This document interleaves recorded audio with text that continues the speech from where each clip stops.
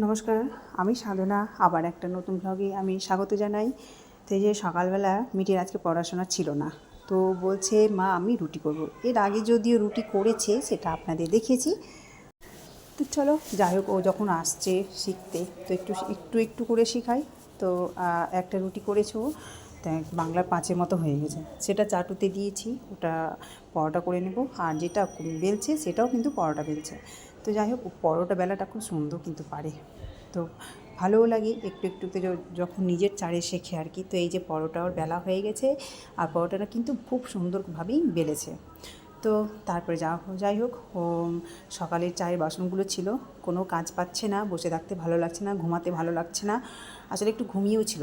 তারপরেও যখন কিছু ভালো লাগছে না, সেই জন্য বলছে কী করি। তাই বলছি যে যখন কিছুই করার নেই, তখন আমার এই চায়ের বাসনগুলো একটু একটু করে ধুয়ে দে। তো তাই করছে। তো তারপরে তো আবার আমি সব কিছু সবজিপাতি রেডি করে রান্নাঘরে চলে এসেছি। এখানে আমি ভাত বসিয়ে দিয়েছি, আর এইদিকে আমার তরকারিও বসিয়ে দিয়েছি। আজকে হবে আলু পটলের তরকারি। তো কালকে চিকেন রান্না করেছিলাম, অল্প একটু চিকেন আছে, সেটাকে গরম করে নেব, ওরা দুজন সৌভিক আন্টি খেয়ে নেবে। তো আজকে আলু পটলের তরকারি হবে, ডাল হবে, ভিন্ডি ভাজা হবে, আর মাংস তো আছে। আর এই যে চাল, প্রত্যেক মাসে আমি চালের বস্তা নিয়ে নিই 1 প্যাকেট করে। তো চালের বস্তাও দিয়ে গেল, সেটা এখন ঢেলে নেব। আমি এখন বেরোচ্ছি, রান্নাবান্না কমপ্লিট করলাম, দিয়ে বাজারে যাবো। এখন বলতে বাজে 11:15। বাবা জল পেলে জল খেলে ভাসিয়ে দিয়েছিস। আসতে কর কল, আসতে কর, এনে গামছা নে। তো স্নান করছে, আমি এখন বাজারে যাব, ওর কিছু কিছু কিনে আনি। তো চলুন, আমি এখন 11:12 বেজে গেল। তো যাই, চটপট যাই, আবার চটপট আসবো। আর এই যে বাজারে গিয়েছিলাম, সামনেই আসছে সৌভিকের জন্মদিন। তো সেই জন্য এই গেঞ্জিটা নিলাম। পয়লা বৈশাখে তো নিয়েছিলাম, তো এই একটা প্যান্ট নিয়েছি আর এই গেঞ্জিটা নিয়েছি।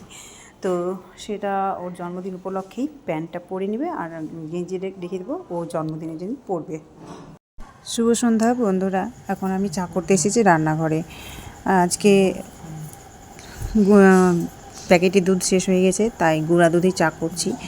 তো সবার জন্যই চাটা করছি। আর এইদিকে মিঠির ম্যাম পড়াতে এসেছে আজকে আমাদের বাড়িতে। কারণ হচ্ছে দেবোত্তম দেবরাজরা বাড়িতে নেই, ওরা কালকে বেড়াতে গেছে, দাদুর বাড়ি আসেনি এখনও।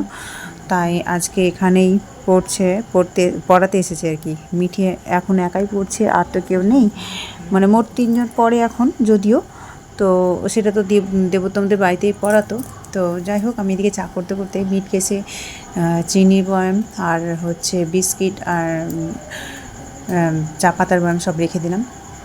তো এইদিকে পড়াতে এসেছে আজকে আমাদের বাড়িতে মিঠি একাই, ওই জন্য আমরাই ডেকে নিয়েছি। আর এখানে আসছিল, তো চা হয়ে গেছে, এখন চা দিতে যাব, সঙ্গে 4টা বিস্কিট দেবো, দিয়ে চা খাবে।